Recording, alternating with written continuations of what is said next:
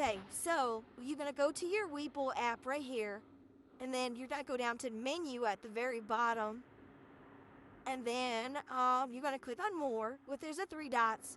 Scroll down, you should see paper trade right there, and this will bring you to your paper trader account. Now you're gonna reset, which is in the top right corner.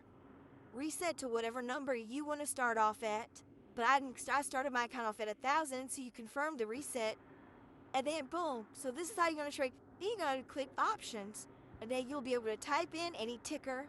You know what I'm saying? Go in here. You can scroll and choose any date. I will teach you how to do that. But this is just a video basically teaching you guys how to get access to the paper trade area. And I will teach you how to enter calls in another video. Okay? Got it.